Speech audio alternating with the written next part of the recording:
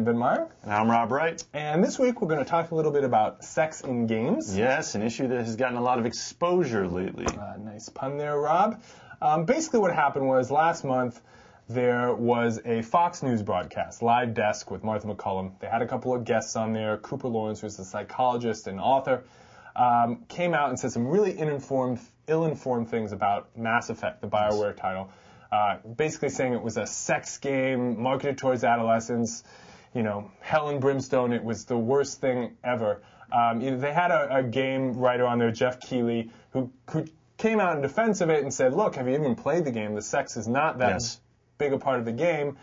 She ended up getting really flamed out in all across the internet. But Rob, I mean, was there an issue here, or was this just Fox News? No, I mean, this is, I don't think it's specific to Fox News. I just think this is another example of the mainstream press not really understanding gaming and taking things out of context. I mean, the thing that really upset me was that the assertion of Fox News and the expert Cooper Lawrence, they were saying that the game was full digital nudity and graphic sex. And if anyone has played Mass Effect and seen graphic sex and full nudity, please let me know. I'd love to see it, because it doesn't. I mean, anyone that has played the game knows that really the sex scene is very brief and you can't really see much. I mean, there's some butt crack. There's sort of a side profile view of a female breast, but it's very cloudy. It's very murky. And furthermore, the thing that really upset me was that it was tastefully done. I mean, this was one of the rare examples of a video game, courtesy of BioWare, making a game that was strong on narrative and character, and that actually had a romance and a love scene that was intrinsic to the plot. It was part of the plot, and it was well done. It was mature. And actually, as Jeff Keighley said on the show, you can go through the game without interacting with sex scene. It's not that big a part of the game. Yeah. And actually, as a follow-up, Cooper Lawrence actually retracted a lot of her statements, apologized for not actually having played the game and seen what it was really about. But she held on to a core assertion, and her core assertion was that games, mature and adult-only games, are marketed to adolescents regardless of whether they're supposed to be playing them or not, and that the violence and sexual content desensitize these adolescent, mostly males, to this kind of sexual content, and that it's bad.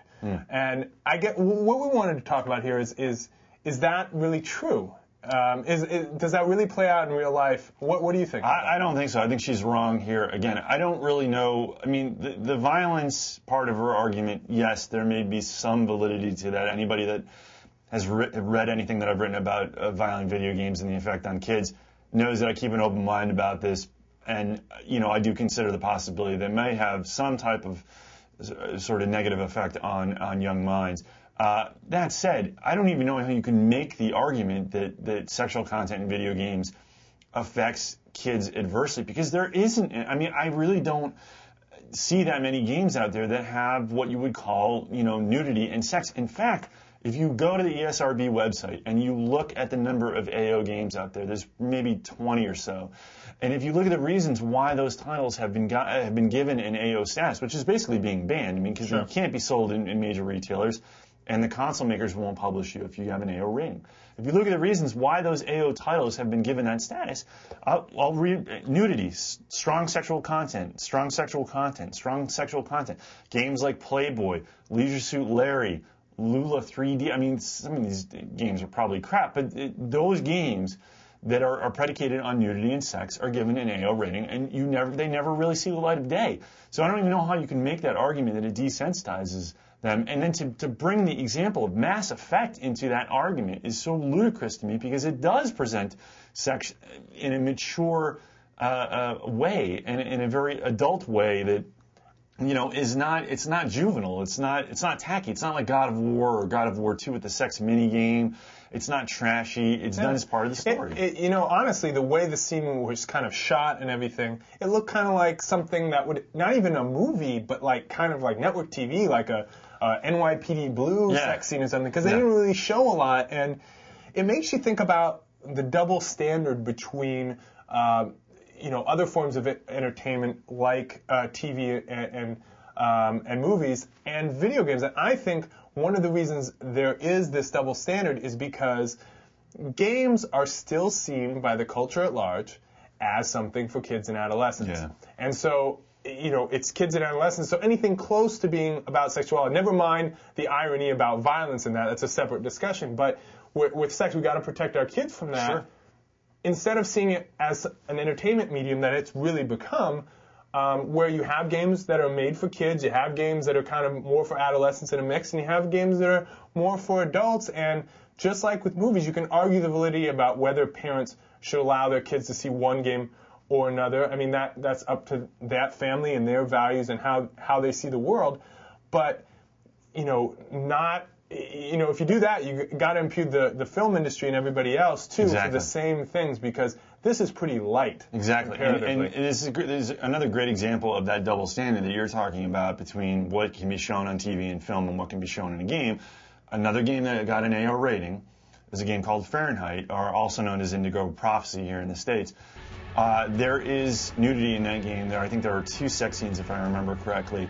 And, that game was stamped with an AO rating here in the U.S. at first, and the developer was basically forced to edit the nudity out, and, the sex scene is basically, a couple of seconds, and then it fades to black.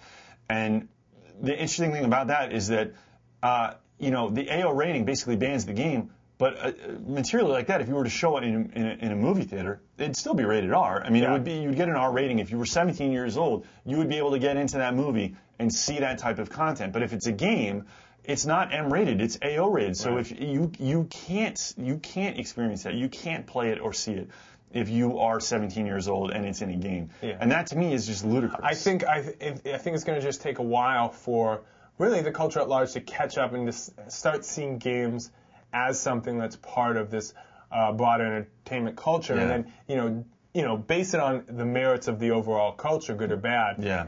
Again, I think one of the reasons Mass Effect probably got into this controversy in the first place was the kind of girl on alien or girl on girl scene, which probably got the kind of conservative backers up in uproar more than anything else. Sure. But that's all the time we have for this week.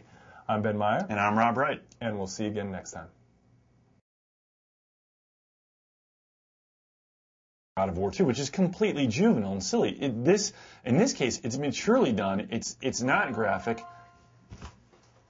Are you kidding me? I was on a roll.